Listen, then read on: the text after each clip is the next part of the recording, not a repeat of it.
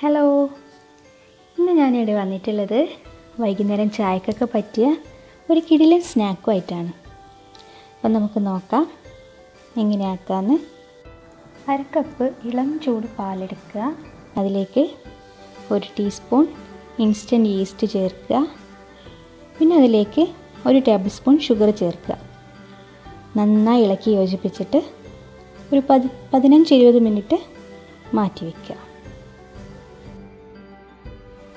അടുത്തത് ഞാനിവിടെ 1/2 കപ്പ് മൈദയാണ് എടുത്തിട്ടുള്ളത്. 1/2 കപ്പ് മൈദ വെച്ച് നമുക്ക് ഒരു 5-6 ബണ്ണൊക്കെ ഉണ്ടാക്കിയെടുക്കാൻ പറ്റും.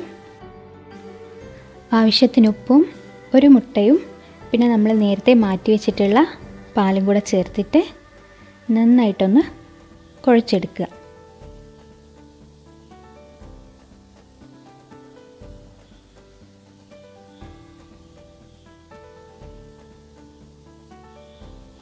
നമ്മുടെ ഡോ ഇവിടെ കുഴച്ചെടുത്തിട്ടുണ്ട്.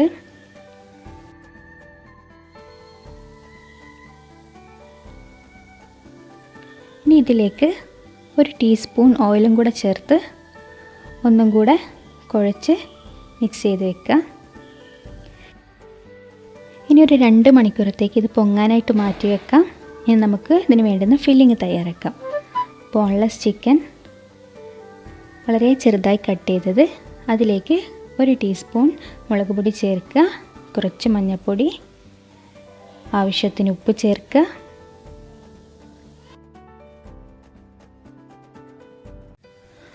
ഒരു ടീസ്പൂൺ സോയാ സോസും കൂടെ ചേർത്ത് നന്നായിട്ട് മിക്സ് ചെയ്യാം. സോയാ സോസ് നിർബന്ധമില്ല, ഉണ്ടെങ്കിൽ ചേർത്താൽ മതി.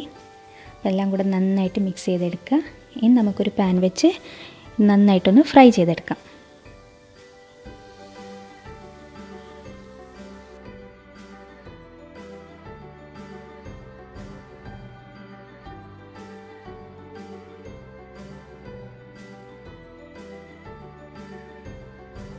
നമ്മുടെ ചിക്കനൊക്കെ ഏകദേശം ഫ്രൈ ആയി വരുമ്പോൾ അതിൽ ചെറുതായി അരിഞ്ഞ വെളുത്തുള്ളി ചേർത്ത് കൊടുക്കുക.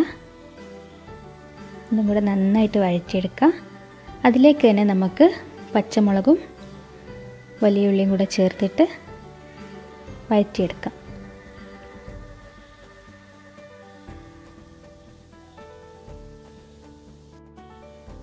ഉള്ളിയിലേക്ക് ആവശ്യമുള്ള ഉപ്പ് ചേർത്ത് കൊടുക്കുക.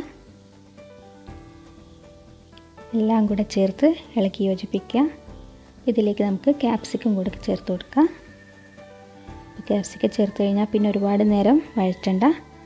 അപ്പോൾ അതിലേക്ക് നമുക്ക് 2-3 ടേബിൾ സ്പൂൺ കെച്ചപ്പ് ചേർത്ത് കൊടുക്കുക.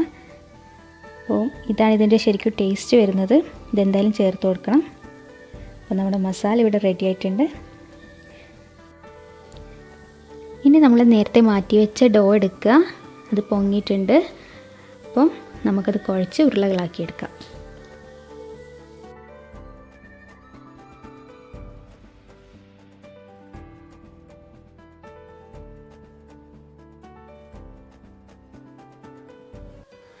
അതൊരു കൗണ്ടർ ടോപ്പിലിട്ടിട്ട് നമുക്ക് നന്നായിട്ടൊന്നും കൂടെ കുഴച്ചെടുക്കാം. ഇതുപോലെ വലിച്ച് കുഴച്ചെടുക്കുക.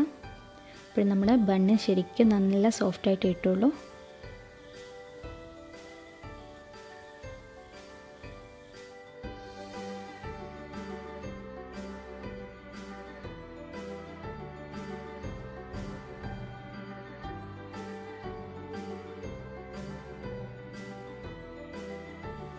നമ്മൾ ബോൾസ് ചെറുതായിട്ടൊന്ന് പരത്തിയെടുക്കുക. കൈവച്ച് പരത്തിയാലും മതി. ചെറിയൊരു വട്ടത്തിൽ പരത്തുക. അതിലേക്ക് നമ്മുടെ ഫില്ലിങ് വെച്ച് കൊടുക്കുക. എന്നിട്ട് നമ്മുടെ ബണ്ണിൻ്റെ ഷേപ്പിൽ ഉരുട്ടിയെടുക്കുക.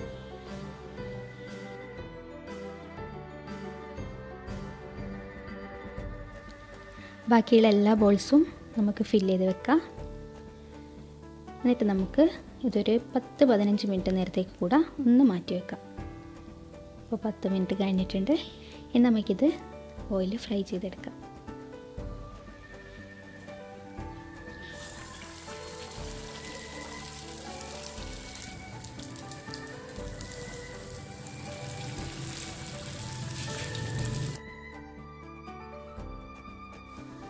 വളരെ മീഡിയം ഓർ ലോ ഫ്ലെയിമിലിട്ടിട്ട് വേണം ഇത് ഫ്രൈ ചെയ്യാനായിട്ട്. എന്നാലേ നമ്മുടെ ബണ്ണ് നന്നായിട്ട് വെന്ത് കിട്ടുള്ളൂ. ഹൈ ഫ്ലെയിമിലിടാൻ പാടില്ല. അപ്പം നല്ല ലോ ഫ്ലെയിമിലിട്ടിട്ട് നമ്മുടെ ബണ്ണൊക്കെ നമുക്ക് ഫ്രൈ ചെയ്തെടുക്കാം. അപ്പോൾ ബന്നൊക്കെ ഇവിടെ ഫ്രൈ ആയിട്ടുണ്ട്. നമുക്ക് ഇതേ ഡോ നമ്മുടെ ഓവനിൽ ചെയ്യാം. പക്ഷേ നമ്മളിന്ന് ഫ്രൈഡ് ബന്നാണ് ആക്കുന്നത്. ഇതിൻ്റെ ടേസ്റ്റ് വേറെ തന്നെയാണ്. അപ്പോൾ എല്ലാവരും ട്രൈ ചെയ്ത് നോക്കുക. അപ്പോൾ എല്ലാവർക്കും ഇഷ്ടപ്പെടും. ഒരു വെറൈറ്റി സ്നാക്കാണ്. നല്ല സോഫ്റ്റ് ബൺ തന്നെയാണ്. അപ്പോൾ നല്ല ടേസ്റ്റിയാണ്. അല്പം സ്വീറ്റിയും കെച്ചപ്പിൻ്റെ നല്ല എരിവൊക്കെ ആയിട്ട് വൈകുന്നേരം ചായക്ക് പറ്റിയൊരു കടിയാണ്. അപ്പോൾ നമുക്കിതൊന്ന് മുറിച്ച് നോക്കാം. കറക്റ്റ് ബന്നിൻ്റെ അതേ ടെക്സ്ചർ തന്നെ അകത്ത് വന്നിട്ടുണ്ട്. അപ്പോൾ എല്ലാവർക്കും ഇഷ്ടമായി എന്ന് വിചാരിക്കുന്നു. ഇഷ്ടമെങ്കിൽ ലൈക്ക് ചെയ്യുക, ഷെയർ ചെയ്യുക, ഒന്ന് സബ്സ്ക്രൈബ് ചെയ്യുക. Thank you.